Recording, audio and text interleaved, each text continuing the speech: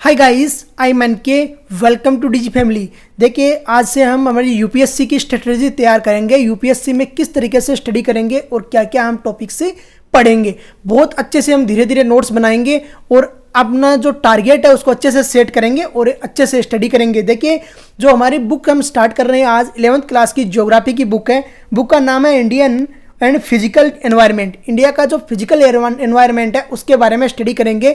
Geography की book है ये। तो देखिए किस तरीके से हम स्टडी करेंगे और धीरे धीरे हम जो टॉपिक्स हैं उनको क्लियर करते हुए आगे बढ़ेंगे। तो देखिए, सबसे फर्स्ट जो चैप्टर है आपका है वो इंडिया फिजिकल एनवायरनमेंट। इंडिया का फिजिकल एनवायरनमेंट के बारे में हम जानेंगे कि क्या इसमें रहता है, कहाँ पर कौन से लोकेशन है, इंडिया की साइज़ क्या है, इसके बारे में हमें स्टडी करेंगे। देखिए, सबसे पहले आता है लोकेशन के बारे में। इंडिया का location, the mainland of India extends from Kashmir in the north to Kanyakumari in the south, Arunachal Pradesh in the east to Gujarat in the west. देखिए क्या बोल रहा है कि इंडिया का जो एक्सटेंशन है वो कहाँ से है, कश्मीर से लेके नॉर्थ में कश्मीर से लेके साउथ में कहाँ तक है, कन्याकुमारी तक है, और फिर ईस्ट में अरुणाचल प्रदेश से लेके वेस्ट में कहाँ पर है, गुजरात में। तो इससे आपको ये स्पष्ट हो रहा है कि इंडिया का नॉर्थन पॉइंट कहाँ है, जे.एंड.के जो कश्मीर में है, साउथर्न पॉइंट कहाँ है, कन्याकुमारी में, ईस्टर्न पॉइंट कहाँ है, अरुणाचल प्रदेश में, और वेस्टर्न पॉइंट कहाँ पर है, गुजरात में है। फिर देखिए, India territorial limit further extends towards the sea up to 12 nautical miles about 21.9 kilometre from the coast. यहाँ क्या है कि कोस्ट से इंडिया का जो सी, देखिए होता क्या है, एक समुद्र की तरफ जाते हैं तो वो एक कोस्ट से कुछ डिस्टेंस तक किसी भी देश की टेरिटरी रहती है, तो उस टेरिटरी के बारे में बात कर रहा है। कितना है, 12 नॉटिकल माइल्स तक है।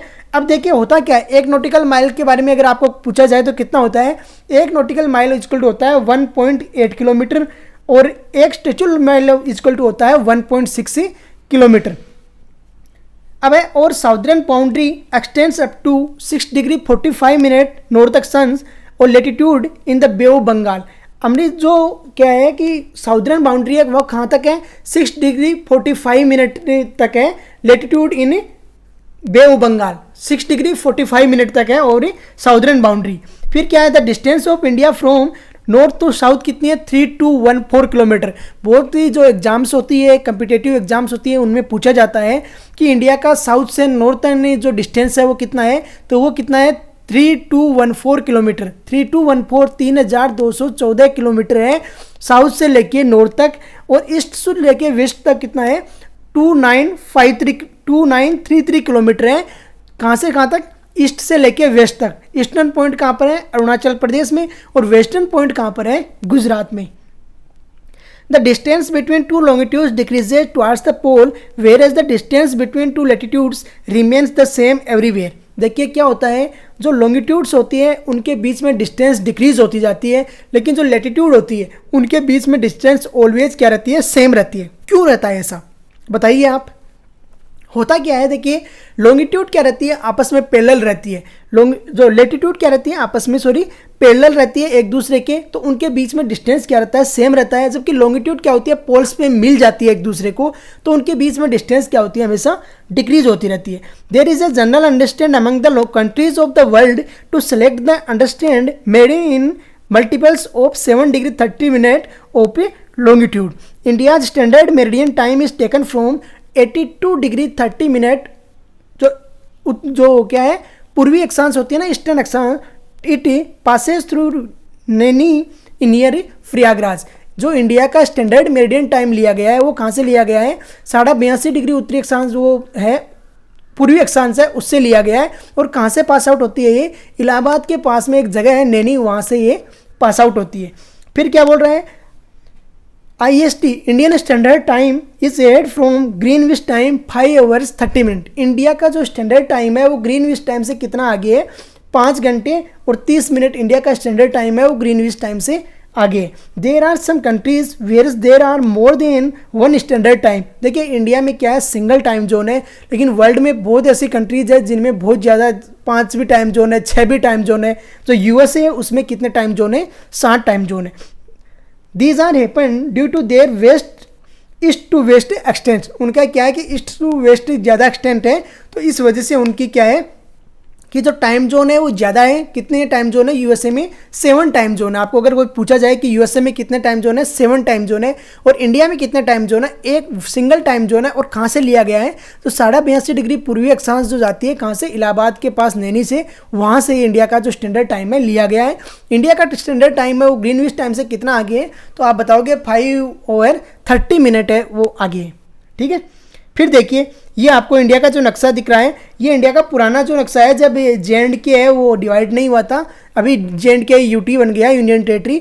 तो यहाँ पर ये थोड़ा सा एडमिनिस्ट्रेटिव जो आपका 2 टाइप के मैप होते हैं, एक होता है एडमिनिस्ट्रेटिव मैप, एक होता है ज्योग्राफिकल मैप। ये एडमिनिस्ट्रेटिव मैप है, लेकिन क्या है कि इसमें पुराना है तो JNK है उसको डिवाइड नहीं किया गया है। न्यू मैप आपको मैं दिखा दूंगा जल्दी। आगे देखिए, India with its area of 3.28 million square kilometre accounts for 2.4% of the world's. India के पास में कितना एरिया है? 3.28 मिलियन। अगर पूरा लिखना चाहो तो देखिए 32,87,782 वर्ग किलोमीटर इंडिया के पास में एरिया है, और वो कितना है? वर्ल्ड का 2.4% है। अब आप बताओगे कमेंट बॉक्स में कि इंडिया के पास में पॉपुलेशन कितनी है वर्ल्ड की, ये आप बताओगे। The world's land surface area and stands as the 7th largest country in the world. India area के वाइज से वर्ल्ड का 7वां सबसे बड़ा कंट्री है। Countries which are larger than India, India से लार्जर कंट्री कौन कौन सी है? सबसे पहले है रसिया, फिर है कनाडा, चाइना, USA, ब्राज़ील और ऑस्ट्रेलिया। इसके बाद में आता है 7वें नंबर पे कौन सा? इंडिया। फिर देखिए, peninsular part of the India extends toward the Indian ocean. Peninsular part है वो क्या है? इंडिया का एक्सटेंड करता है कहाँ पे? इंडियन ओशियन से। This has provided the country with a coast line of 6100 kilometre. India का जो कोस्ट लाइन है, समुद्री तटीय एरिया है, वो मेनलैंड की बात कर रहा है, 6100 किलोमीटर है। 6100 किलोमीटर है इंडिया के मेनलैंड का जो समुद्री एरिया लगता है वो। In the mainland and the जो हमारी जो कार्निक है उनको मिला के कितना हो जाएगा? लक्षद्वीप वगैरह उनके सारी एरिया को मिला के 7517 किलोमीटर, 7517 किलोमीटर है। अगर हम उनकी जो हमारी लक्षद्वीप है, कार्निक है, इनके जो बाउंड्री मिला दी जाए मेनलैंड के अलावा, तो वो कितना बन जाता है? 7517 किलोमीटर। अगर मेनलैंड की आपको पूछा जाए तो मेनलैंड की कितनी है? 6100 kilometre. In the entire geographical coast of the mainland plus the island group Andaman and Nicobar located in the Bay of Bengal and the Lakshadweep in the Arabian Sea, यही बात बोल रहा है। फिर है India and its neighbours. India और इसके नेबर्स देखिए, India is located in the south central part of the continent of Asia. अगर आपको क्वेश्चन आए कि इंडिया एशिया के किस पार्ट में सिचुएटेड है, तो क्या बोलोगे? साउथ सेंट्रल जो पार्ट है उसमें सिचुएटेड है। फिर बोलेंगे Sri Lanka and Maldives are the 2 island countries located in the Indian Ocean. जो इंडियन ओशियन में 2 कंट्रीज कौन कौन सी लोकेटेड है? श्रीलंका एंड मालदीव्स। फिर है Sri Lanka is separated from India by the gulf of Mannar. जो इंडिया से सेपरेट करती है किसको? श्रीलंका को। कौन सी? गल्फ ऑफ मन्नार है वो सेपरेट करती है। एंड पाकिस्टेट भी सेपरेट करती है। अभी देखिए जो काफ़ी इंपॉर्टेंट क्वेश्चन है, सबसे पहले जो आता है गल्फ क्या होती है? देखिए गल्फ के बारे में अगर आपको कोई डेफिनेशन देने के लिए बोले तो क्या बोलोगे? The water body almost surrounded by land with narrow mouth opening. मतलब कि कोई भी वाटर बॉडी जो चारों तरफ से लैंड से घिरी हुई है और छोटा सा उसका मुंह खुल रहा है, तो उसे क्या बोलेंगे? गल्फ बोलेंगे। देखिए गल्फ आपको मैंने इसमें डायग्राम में दिखाया भी है, गल्फ ऑफ मैक्सिको। देखिए गल्फ ऑफ मैक्सिको एक तरफ USA से घिरा हुआ है, दूसरी तरफ मैक्सिको से घिरा हुआ है, और एक छोटा सा पार्ट इसका खुला हुआ है, तो उसे बोलते हैं गल्फ ऑफ मैक्सिको। दूसरा देखिए पर्शियन गल्फ एक तरफ जो गल्फ कंट्रीज है जिनको आप बहरीन बोलते हो, कतर बोलते हो, ईरान तो इनसे गिरा हुआ है, और एक तरफ गल्फ ऑफ ओमान है। ये छोटा सा हिस्सा है इसका खुल रहा है। यहाँ पे देखिए यहाँ पर एक छोटा सा इसका पार्ट खुल रहा है, तो इसे क्या बोलते हैं हम?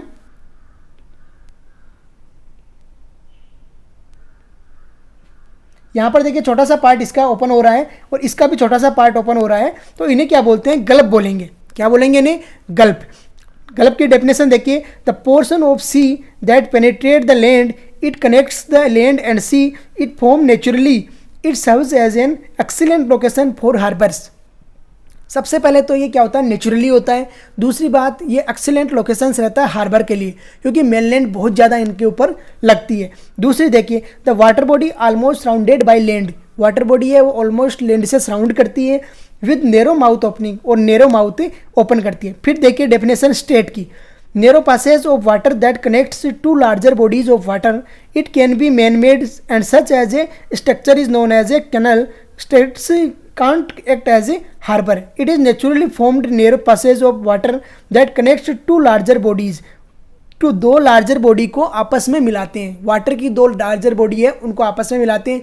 एक तरफ मान लिया कि यहाँ पर देखिए मेडिटेरियन सी है, भूमध्य सागर जिसको आप बोलते हो, दूसरी तरफ अटलांटिक सी है, तो उनको दोनों को आपस में कौन मिलाता है? स्ट्रेट ऑफ जिब्राल्टर आपस में मिला रहा है। तो स्ट्रेट ऑफ जिब्राल्टर को क्या बोलते हैं? देखिए इसको क्या बोलते हैं? स्ट्रेट बोलते हैं। क्या बोलते हैं?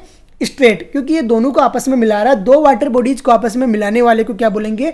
स्ट्रेट बोलेंगे। और ऊपर क्या पढ़ा था हमने? बे पढ़ा, गल्फ पढ़ा था। तो गल्फ किसको बोलते हैं? कि मेनलैंड ज़्यादा लगती है और छोटा माउथ रहता है, उसे क्या बोलते हैं? गल्फ बोलते हैं।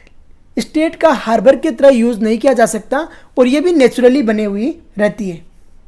फिर देखिए bay, it is typically smaller than a gulf. It has a wide mouth, more enclosed towards the water, connected to the ocean or a lake larger. The water body, which is partially surrounded by land with a wide mouth, opens into ocean. देखिए इसमें क्या होता है, बे of Bengal, आपको बे का नाम सुना है, बे ऑफ बंगाल। ऊपर जब मैंने गल्फ पढ़ा रहा था तो गल्फ में क्या बताया था कि उसका माउथ है वो नेरो रहता है, और जो बे रहती है उसका माउथ क्या रहता है? बड़ा रहता है, और लैंड से कम गिरा रहता है, माउथ बड़ा रहता है। गल्फ में क्या था? लैंड से ज़्यादा गिरा हुआ रहता था, माउथ छोटा रहता था। तो बे ऑफ बंगाल क्या है? एक बे है। ठीक है, तो इस तरीके से हमने आज का लेक्चर, फर्स्ट के लेक्चर के बारे में स्टडी कर लिया है। और फर्स्ट लेक्चर का नाम क्या था इसका? देखिए फर्स्ट लेक्चर था India and it's physical environment. तो इसके बारे में हमने स्टडी किया, इंडिया एंड फिजिकल जो एनवायरनमेंट के बारे में, लोकेशन के बारे में जाना, साउथ टू नॉर्थ डिस्टेंस के बारे में स्टडी किया।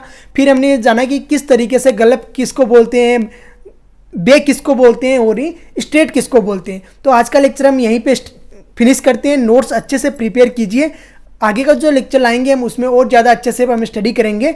तो आज का लेक्चर हम यहीं पे फिनिश करते हैं। जय हिंद, जय भारत।